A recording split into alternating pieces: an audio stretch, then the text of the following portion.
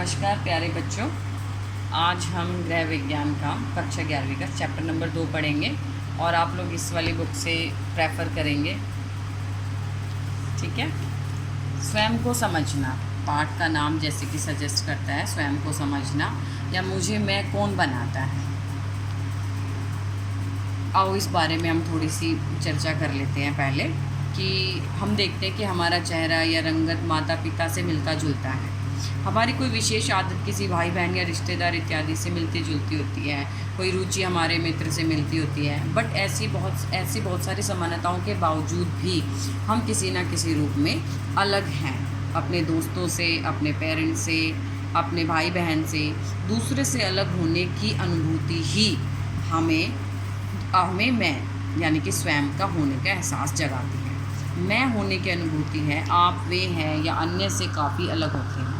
बहुत सारी चीज़ें हमारे अंदर ऐसी होती हैं जो हमें हमारे भाई बहन, माता पिता और हमारे दोस्तों से हमें अलग कर देती हैं। इसी से ही आज इस अध्याय में हम इसी विषय में पढ़ेंगे कि स्वयं की इस अनुभूति का विकास कैसे करते हैं, हम अपने बारे में क्या सोचते हैं, हम अपना वर्णन कैसे करते हैं, स्वयं में कौन कौन से तत्व होते हैं, हमें स्वयं के बारे में अध्ययन क्यों करना चाहिए, क्या हमारे स्वयं हमारे लोगों में मेल जोल के ढंग को प्रभावित करते हैं।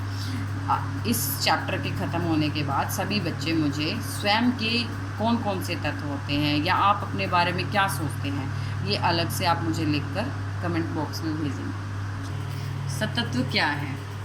स्वयं की अनुभूति का अर्थ है यह अनुभव करना कि हम कौन हैं और कौन सी बातें हमें दूसरों से अलग बनाती हैं। हमारे अंदर बहुत सारी ऐसी बातें हैं जो हमें एक दूसरे से अलग बनाती हैं। जब हम किशोर अवस्था में होते हैं तो किशोर या किशोरी ये सोचना शुरू कर देते हैं कि मैं कौन हूँ और मैं वह कौन सी बात है जो मुझे दूसरों से अलग करती है। दूसरे शब्दों में अगर मैं कहूँ तो किशोर अवस्था वह अवस्था है जब कोई व्यक्ति खुद को परिभाषित करता है। तो जैसे कि मैंने पहले भी बताया कि किशोर अवस्था में आकर हम यह सोचने लगते हैं कि मैं कौन हूँ। हम बहुत सारी चीज़ें ऐसी होती हैं जब हम अपने पेरेंट्स से उनमें एग्री नहीं होते, उन बातों के लिए हम एग्री नहीं होते, तब हम यह सोचते हैं कि हम कौन हैं, हम इन पर डिपेंड क्यों हैं। तब हम अपनी खुद की पहचान बनाने की कोशिश करते हैं। आत्म एक व्यक्ति की पहचान होती है। आत्म एक व्यक्ति की पहचान होती है, इसका मतलब यह हुआ कि यदि एक कक्षा में एक किशोर किसी पंक्ति में बैठा हुआ है और दूसरे बच्चे भी हैं तो हम सब अपने आप को एक दूसरे से अलग मानते हैं। जैसे कुछ छात्र अपनी शारीरिक छवि के संदर्भ में अपने आप को वर्णन करेंगे तो कुछ अपनी मानसिक और सामाजिक कौशल से। अगर यही क्वेश्चन मैं आप लोगों से पूछती हूँ कि आप अपने आप को कैसे अपने आप को एक दूसरे से अलग समझते हैं, तो कोई बच्चा मुझे बताएगा कि भाई मैं बहुत इंटेलिजेंट हूँ, कोई मुझे बताएगा कि भाई मेरी राइटिंग बहुत अच्छी है या मैं बहुत सुंदर हूँ।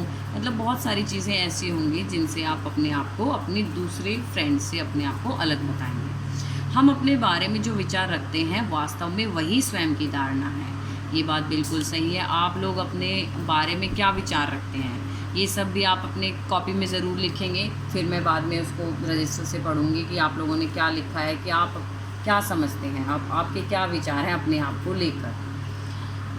नेक्स्ट, व्यक्तिगत आयाम।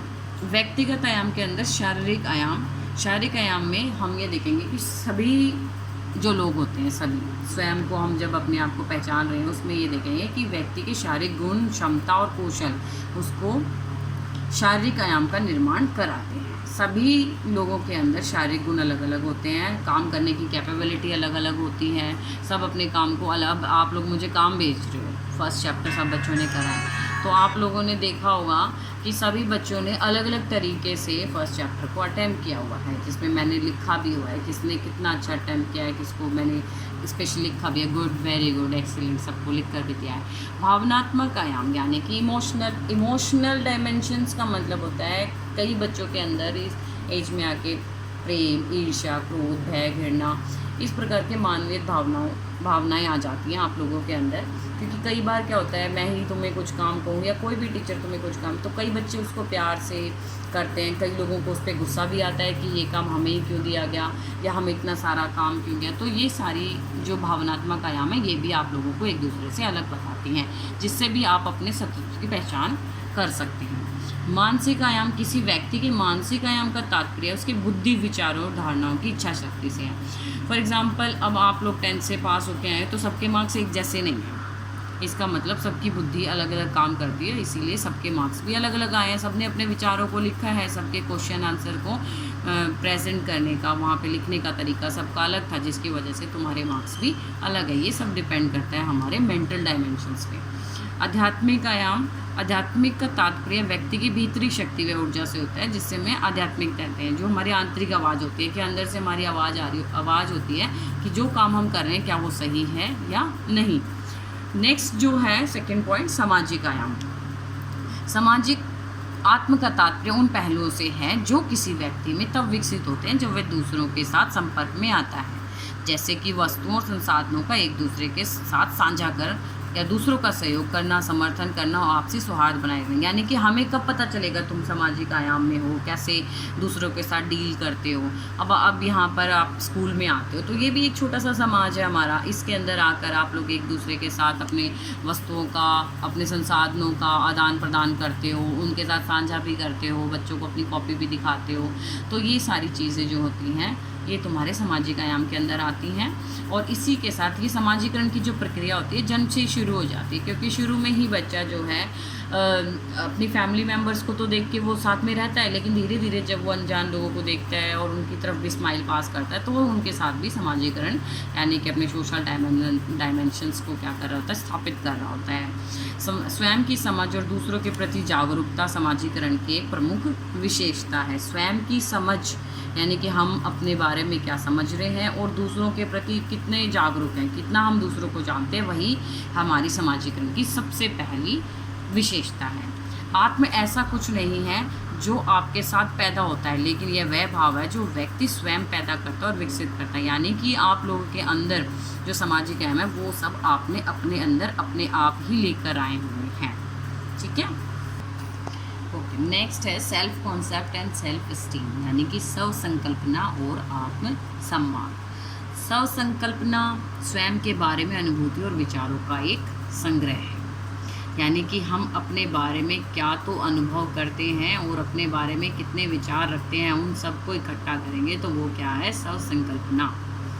स्वयं और दूसरों को समझने में स्व संकल्पना बहुत ही महत्वपूर्ण भूमिका निभाती है। विद्यालय में हम दूसरे छात्रों को अक्सर ये कहते हुए सुनते हैं कि मैं यह कर सकती हूँ, मैं बहुत अच्छी फुटबॉल खेलती हूँ, मैं कक्षा में प्रथम आती हूँ। ये सारी चीज़ें हम अपनी क्लास में भी सुनते हैं, बहुत सारे बच्चे हमें ऐसे कहते हैं। इस प्रकार की टिप्पणियाँ वास्तव में व्यक्ति की विशिष्ट योग्यता और कौशल अर्थात उसकी छवि की ओर इशारा करते हैं कि वो बहुत अच्छा फुटबॉलर है, इसका मतलब बहुत अच्छी फुटबॉल खेलता है।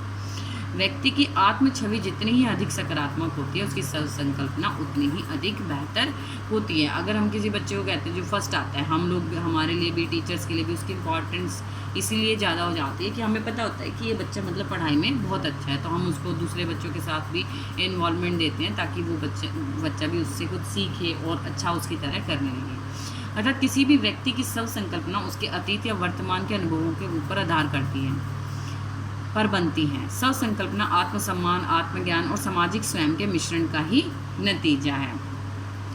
सरल शब्दों में कहें तो स्व संकल्पना स्वयं का वर्णन है, मैं कौन हूँ जैसे सवाल का जवाब है। हमारे गुण, कौशल, क्षमताएं, भावनाएं और विचार इत्यादि हमारी मिलकर हमारी स्व संकल्पना का निर्माण करती हैं। यानी कि हमारे अंदर कौन कौन से गुण हैं, कैसी कौशलताएं हैं, क्या क्षमताएं हैं, भावनाएं हैं और जो विचार हैं, इन सबको मिलाकर हम अपने मतलब सेल्फ कॉन्सेप्ट बनाते हैं अपना।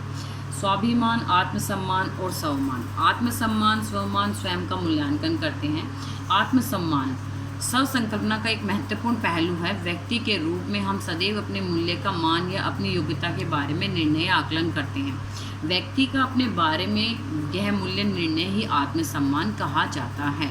आत्मसम्मान का मतलब क्या हुआ कि अगर कोई व्यक्ति अपने आप को अपना आकलन करना, अपने लिए अपने मूल्य खुद से निर्धारण करना कि मुझे क्या करना है और उसका कैसा दृष्टिकोण है अपने लिए, वो क्या कहलाएगा, उसका आत्मसम्मान। व्यक्ति का आत्मसम्मान काफ़ी हद तक उसके समाज से भी प्रभावित होता है। इसमें हम सकारात्मक आत्मसम्मान और नकारात्मक आत्मसम्मान दोनों के बारे में ही पढ़ेंगे। सकारात्मक आत्मसम्मान कौन सा होगा? जिसमें हमारे क्या होंगे, सकारात्मक ढंग से किए गए मूल्यांकन के कारण उत्पन्न होंगे, जैसे कि आशावादी होते हैं हम लोग, स्वयं को अच्छे व्यक्ति के रूप में देखते हैं, अपनी क्षमताओं में विश्वास रखते हैं, इस बात की चिंता नहीं करते कि दूसरे उसके बारे में क्या सोचते हैं। तो ये क्या है? सकारात्मक, क्योंकि इसमें हमने सारी चीज़ें क्या सोची है? पॉजिटिव। हमें नहीं फ़र्क पड़ता कि कोई हमारे बारे में क्या सोचता है, हमें क्या करना है? हमें अपने आप को अच्छा दिखाना है, हमारे अंदर जो क्षमताएं हैं हमें उसमें विश्वास रखना है कि ये चीज़ मैं कर सकती हूँ। तो ये दूसरे के ऊपर डिपेंड नहीं करता कि वो मुझे कहेगा तो मैं ये चीज़ कर सकती हूँ, मुझे पता है कि ये मैं कर सकती हूँ। स्वयं को हम अच्छे व्यक्ति के रूप में देखते हैं, क्योंकि मुझे पता है कि मैं बहुत ही अच्छी हूँ, मैं ये बहुत अच्छे से काम करती हूँ, तो इसीलिए ये भी क्या हो गया? एक पॉजिटिव पॉइंट हो गया। नकारात्मक आत्मसम्मान। नकारात्मक आत्मसम्मान स्वयं के प्रति नकारात्मक ढंग से किए गए मूल्यांकन के कारण उत्पन्न होता है, यानी कि हमने अपने लिए ही क्या करा है? अपना जो मूल्यांकन है, यानी कि अपनी खुद की इवैल्यूएशन हमने नेगेटिव वे में की हुई है, अपने आप को ही हम बेकार बना रहे हैं। निराशावादी हो जाते हैं कि ये काम मुझसे नहीं होगा, मैं नहीं कर सकती, तो ये क्या हो गया? निराशा, ये नेगेटिव पॉइंट हो गया। अपनी क्षमताओं पर भरोसा नहीं करते कि भाई ये मैं कर सकती हूँ या नहीं कर सकती हूँ, जिसके वजह से हमें क्या हो जाता है? हम डिप्रेशन में भी चले जाते हैं कई बार कि ये मुझसे नहीं होगा, इतना काम कैसे करूँगी मैं। किसी दूसरे की तरह बनना या दिखना चाहते हैं, ऐसा हो जाता है कई बार। हमें नहीं पता होता कि हमें खुद से क्या बनना है, दूसरों को देख के हम सोचते हैं कि ये ऐसा है तो मैं भी ऐसा बनना चाहती हूँ। हमेशा इस बात की चिंता करते हैं कि दूसरे उनके बारे में क्या सोचते हैं। अगर हम यह सोचेंगे कि दूसरे हमारे बारे में क्या सोचते हैं तो क्या होगा? फिर हम उनकी तरफ हमारा ज़्यादा ध्यान जाता रहेगा। नेक्स्ट है तादात्म्य पहचान। क्या होती है तादात्म्य या फिर पहचान? यानी कि व्हाट इज़ आइडेंटिटी। आप लोगों को भी पता है कि आइडेंटिटी होती क्या है। पहचान वह होती है जिससे कि हम किसी के बारे में उसको जान सकें। पहचान द्वारा व्यक्ति स्वयं दूसरों की नज़रों में स्वयं को परिभाषित करने में मदद करता है, और किसी व्यक्ति की पहचान बनने की प्रक्रिया बाल्यावस्था के शुरू हो जाती है तथा किशोरावस्था के दौरान यह प्रक्रिया अपनी चरम सीमा पर होती है। क्यों होती है? क्योंकि जब बच्चा छोटा होता है तो हम उसको उसके माँ बाप से, उसकी फैमिली मेम्बर से उसको पहचान देना शुरू कर देते हैं, लेकिन जब किशोरावस्था में हो जाते हैं तो हम खुद से ही, जैसे अभी हमने स्टार्टिंग में ही पढ़ा है कि स्वयं या मैं कौन हूँ, तो हम अपनी चरम सीमा पर होते हैं कि अब हमें कुछ बनना है जिससे कि हमारे द्वारा हमारे पेरेंट्स को पहचाना जाए।